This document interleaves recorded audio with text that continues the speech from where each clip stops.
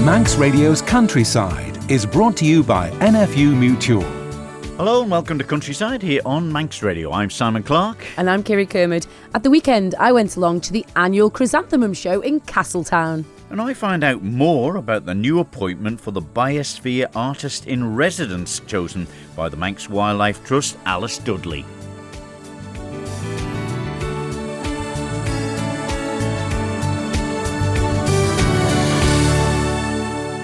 Well, no shortage of rain, which, of course, from the Met Office said that October was on par with what we've had before. But I think it's when it all comes at once, isn't it? Oh, it's so tricky, and it's got really heavy out there now, Simon, underfoot. Many people bringing their cattle in for the winter if they've got the sheds to do so.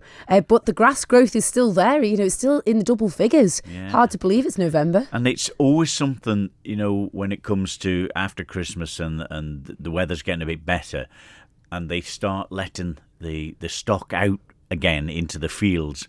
And they always look so clean again, don't they? They it's amazing. Do. Absolutely. The winters some years I feel like they're very long, but this one, with it being November and only just bringing the stock in now, it will certainly shorten that back end feel. Well, let's find out how flowers have been growing this year, because it is the annual Southern Chrysanthemum Show. I went along to the Morton Hall in Castletown to see what was on display, catch up with some of the winners and the organisers, and also the young farmers had their big spud weighing competition. Well, Drew and Gil, a great afternoon here at the Morton Hall again for the annual Chrysanthemum Show. Now, you're a treasurer, you're part of the committee that organises it. Seems like a busy day. Yeah, it's been great, and of course this year we've had the young farmers involved with the new adventure into spud collection and weighing, and big spud in itself. Oh, fantastic. And it's been great this afternoon out here with the little tractor. All the soil's in there now, and we're going to auction the spuds off later. That's brilliant. Which will all go to our funds to continue the show. And that's what it's all about, isn't it? Yeah. It's keeping the little events like this going. How many years has it been going now? It started in 1957. If you want to work that out. It's incredible, isn't it? It's a long time, yeah. And we need to keep it going because shows all over the country, smaller societies are shutting down, lack of members.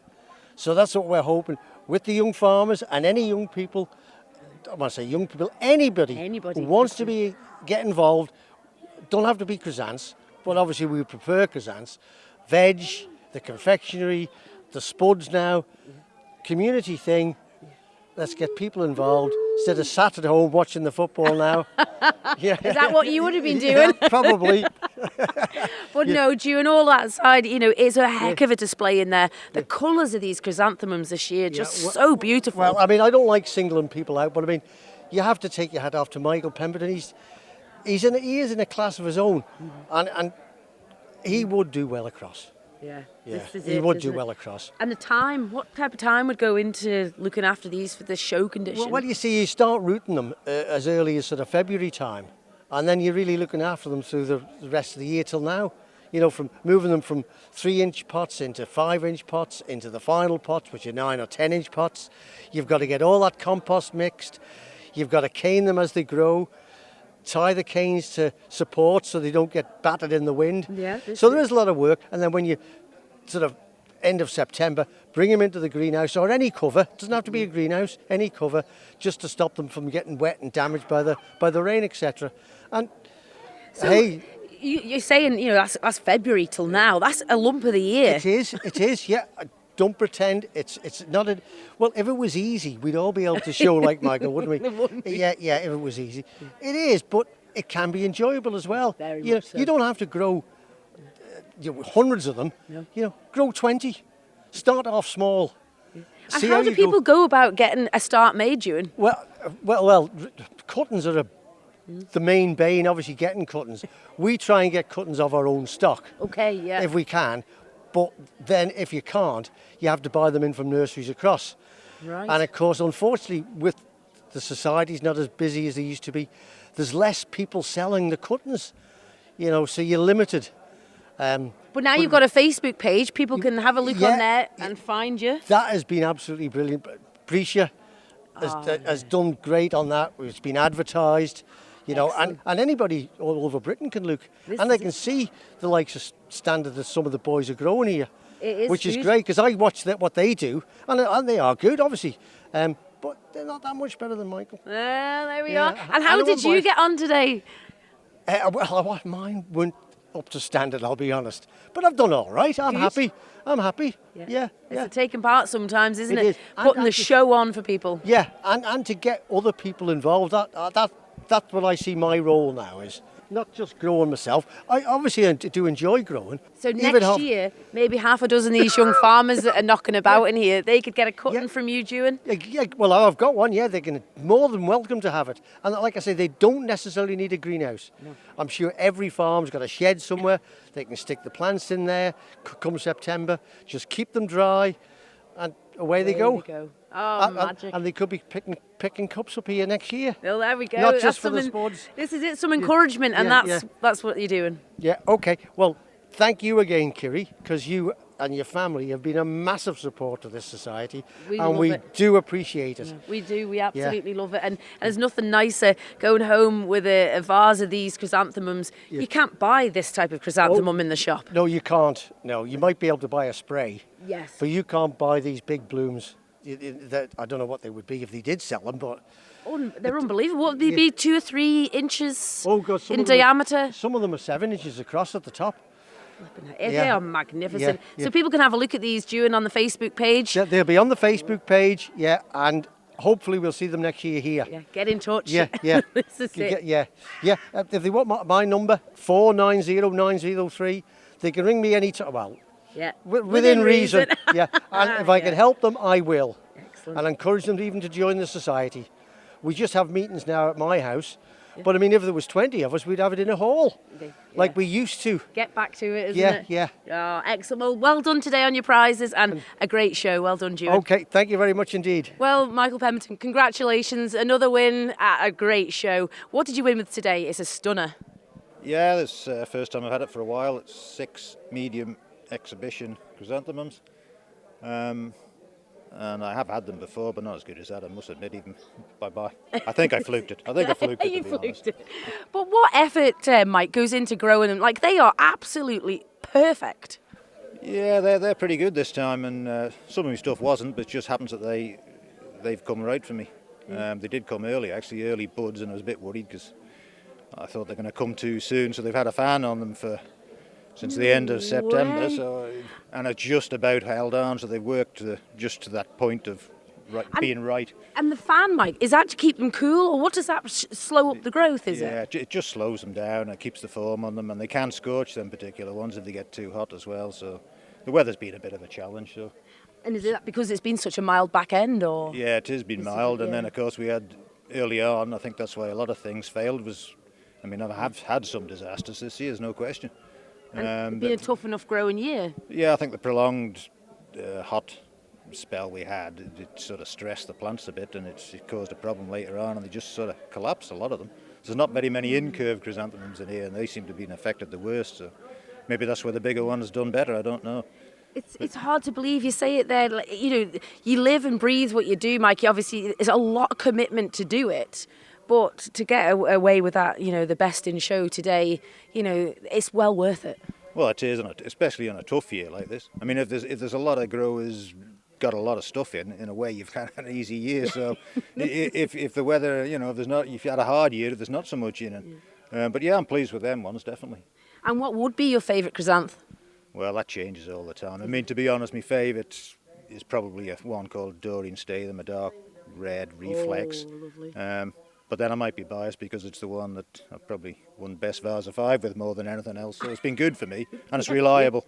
If I do a lot of them, it's I get a lot of return out of it, and some of them you don't. Yeah, no, that's it. It can be challenging, whatever you grow. It's the same with farming. You're dealing with a live plant. You've got to love and care and do everything to it to get it to the standard it is today. And what is your favourite colour, though, Mike? There's such an array. Well, it's got to be Zusi at the minute, hasn't it? Look, that's Zusi, isn't it? So it's a lovely purple colour. Well, it just is. It's a good name for it too. So it's a vibrant one. So that probably is. If you're just talking about colour, it'd be that. But there's more to it than colour. I don't always look at the colour. It's all about the foam and the size and what it should be and things like that. So Yeah, well, massive congratulations, Mike. I think they're after you back in there to get the silverware out here, but massive congratulations again. thank you. Well, here I am now with Nigel Kermond. Well, congratulations. What a beautiful trophy you're going home with. But you're no stranger to the winning form. What did you come away with today? Oh, I think I've come away with about, let me see, 1, 2, 3, 4, 5, 6, 7, 8. Oh, my goodness me. Yeah, 8, is it? That's right, yeah. 8 prizes, so very pleased, really. But Nigel, this is something you really do enjoy. You know, it's your craft outside of the shows. Yeah, well... Where did it come from, the love for cooking? I started... First cafe was on Peel Promenade in 1971. So I've been doing it for about over 50 years. That is fantastic. So I'm just getting the hang of it now. This is true. And are you still in the industry? No, 2 years out now from Greens at St John's. And we gave up 2 years ago, and I'm what's called retired. Retired. I'm sure you're not quite. Not when you're coming away with these wonderful awards. It does take time. It does take effort to create a lovely bake like you've done for this event. The difference is when you're doing it at home, it's far more difficult than when I used to do it at work, because at work you had everything to hand. Yeah. And when I was baking this week, we ran out of stuff halfway through, because it's easy to run out of flour when you put. You're not keeping a stock. Yeah, I know. And things like baking powder will go off over time, so we never buy a lot in. And then we ran out of margarine and butter and stuff. So no, it's not as easy as when you're at work. Just getting back into the habit of it, isn't it? Yeah. And what is the love? Where did you find the love for cooking? Oh, I don't know. I suppose like everyone else, my mother was a good cook, and I just like to know what's in the stuff, because you don't want to buy it all from Tesco and then you have a look at the ingredients and you think, oh my word, what's going down here? So Manx flour, Manx butter or whatever, and it's dead easy. Yeah. And to make things like scones, it's so easy. I don't know why more people don't make their own.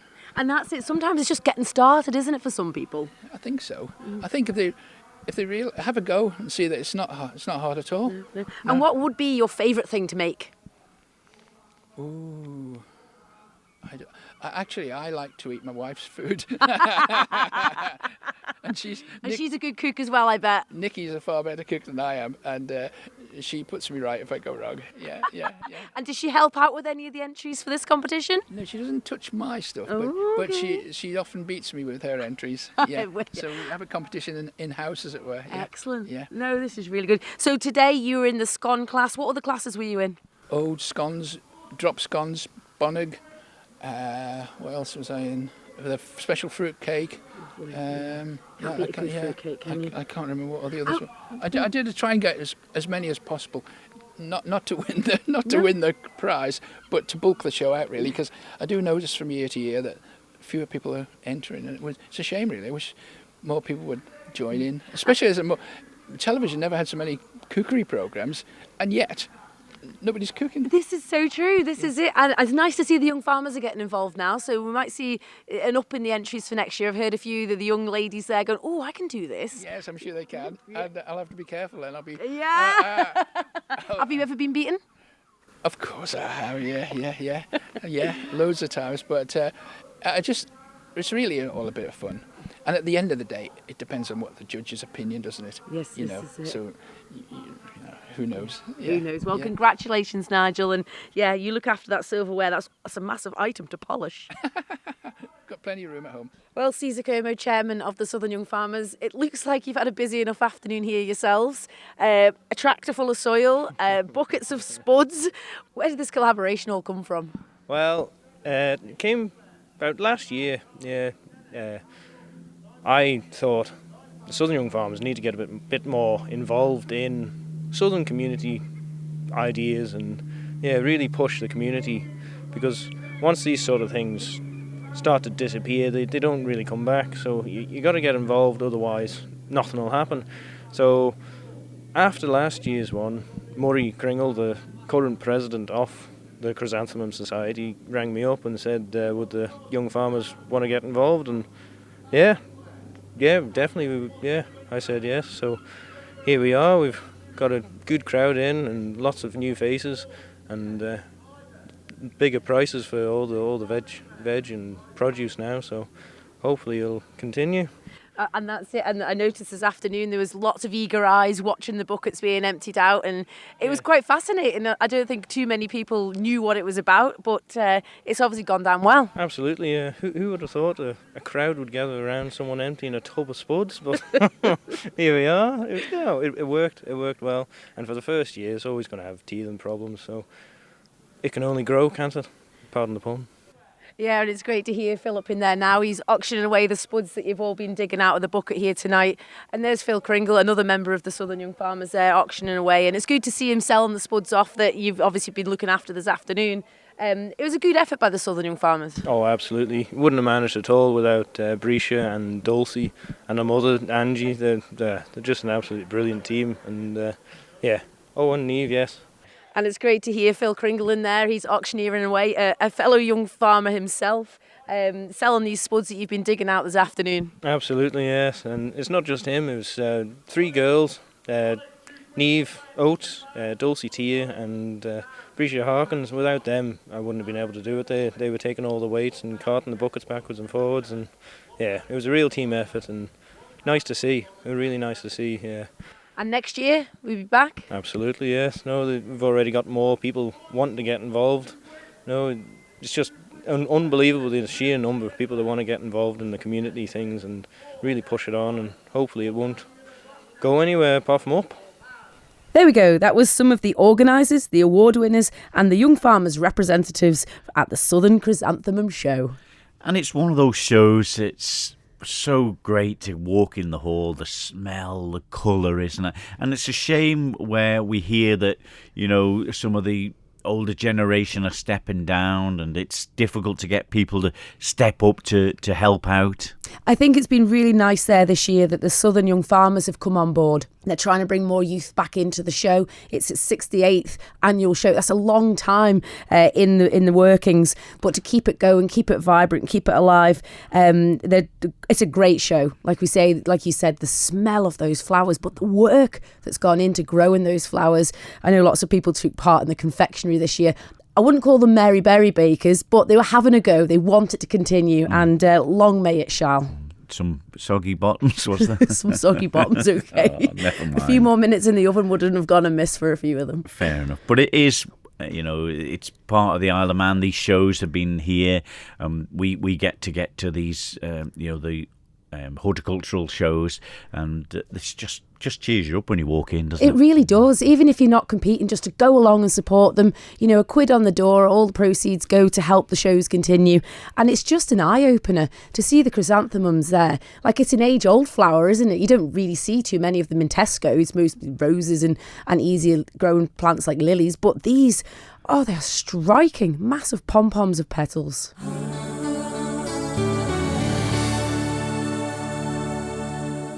You are listening to Countryside here on Manx Radio with Kirree Kermode and myself, Simon Clark. Well, the Manx Wildlife Trust have appointed a new Biosphere artist in residence, Alice Dudley. I spoke to the head of engagement at Manx Wildlife Trust, Carmel Crocamp, and also to the new Biosphere artist in residence, Alice Dudley, to find out more about what the role entails. It's fantastic. It kind of feels like the perfect opportunity to combine all of the different aspects of my practice across sort of visual art, music, being really inspired by nature, folklore and sort of Manx tradition, and kind of really combining everything and hopefully engaging the community, helping to connect people with nature and with each other as well. And this is the fantastic thing about it. We see videos and everything of scenic parts of the Isle of Man, and you just listen to some accompanying music sometimes and it just, you know, enhances the whole aspect of it, doesn't it? Absolutely. I think especially living here, I think we all take for granted that we have all of this beauty right on our doorstep, and sometimes you kind of just forget to kind of soak it all in. I think hopefully a lot of the work that I make, for me, it's about a personal connection with nature, but hopefully it can help other people to connect with their surroundings as well. Yeah. Well, of course, you've for people who wouldn't know, you've been displaying art and playing music all around different places, not just the Isle of Man, haven't you? I have, yeah. I ran away to Cornwall and did a little art degree. So I sort of did a bit of exhibiting work around Cornwall, and actually was involved with the Tate project, kind of exhibited some work at the Royal Cornwall Museum, but it was all still work that was about the Isle of Man. It was all still about Manx folklore, and a lot of it was about Hunt the Wren specifically. So it's always been still about the Manx landscape and the Manx stories. But the thing is, Cornwall down the south of England, but it's got such a tradition with traditional music as well, hasn't it? Cornwall, the Isle of Man and places like that. No, I think it's very, very similar, sort of Celtic nations. There's lots of similarities, and I think when I was living in Cornwall, it just kind of brought me closer to the Isle of Man in a way, because it was all so similar but so far away. And I think that feeling of homesickness was originally what drove a lot of the work to be about the Isle of Man, but it's just kind of stuck with me. I think the best place you can get inspiration from is nature and your surroundings, for me at least. Is there a specific genre that inspires you, the Isle of Man, the streams, the waterfalls, the forests? The big one for me is the sea, 1,000%. I think when you grow up on an island and you're surrounded by water your whole life, and then even when you move away, you're still only 5-10 minutes away from the beach, there's just something absolutely fascinating and mysterious and calming. And I just think it's a really, really sort of creative thing to just go and exist and just sit by the sea and kind of listen to all the sounds and soak everything in. Yeah, I must admit, when I was young, we had Walkman's tapes. I used to walk along the beach playing the police's message in a bottle, hoping I'd find one with £1 million in it, but never happened. That'd be nice. But Carmel, as head of engagement at the Manx Wildlife Trust, you must be over the moon with the choice of Alice. How did it come about? So we get once a year, basically, we put out a call for proposals, and then we get a load of applicants in. It is quite competitive. Some people come through to interview, and then they can kind of tell us how they envisage what they would do with this year of artistic residency. And Alice's proposal really stood out because Alice is this really multifaceted artist. So she's an amazing visual artist, and she works in lots of different media. So she's done sort of bronze work, metal work, right? Embroidery, beautiful illustrations, drawings, paintings, prints, right? Yeah. And Alice is also a musician, and loves to write about Manx folklore and this personal kind of meaning of the Isle of Man and Manx culture to herself. And the proposal that Alice brought as well was really one where she likes to work in collaboration with people. So alongside being good at working in arts and producing artistic things in lots of different media, she also loves bringing people together and then creating these new things and new sparks from that. And we loved that because the residency, the Biosphere Artist Residence Programme, it's about connecting new audiences to nature. And in a way, this is sort of, Alice comes as this sort of propagator hub already. You're going to bring different media and different artists all together and new audiences, and then we'll see what happens from that. So it's a competitive process, and really she'd come through lots of applicants to get to this place, and now like the real fun stuff begins as we see what she does with the year. Yeah, and it's an incredible opportunity because there's chances that you might get singing on one of the songs or something with Alice as well, is there? Well,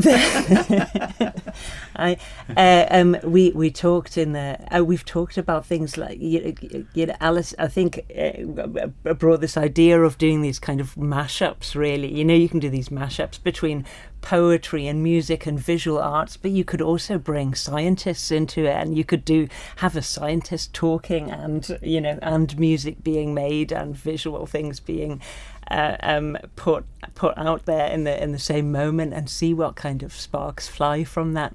Yeah, well, you mentioned the sea, the different landscapes, Alice, around the Isle of Man. We've got such a following as well with the dark skies as well, haven't we? I think it's just, any part of the Isle of Man. You mentioned the beaches, you go to the waterfalls. You can sit somewhere quiet where it's dark, and on a clear night, the stars inspire a lot of people. Things like that, isn't it? Is that the same? What can inspire you with songs and music?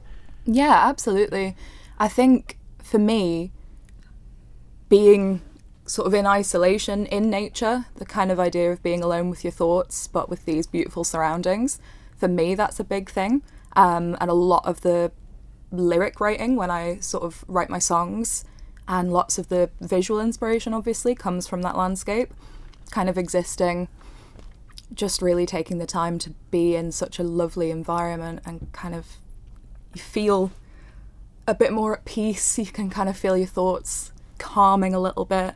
And I'm kind of hoping that a lot of the projects are going to encourage people to go out and be in nature more and kind of reconnect almost, because I think it's quite easy for us all to lose that.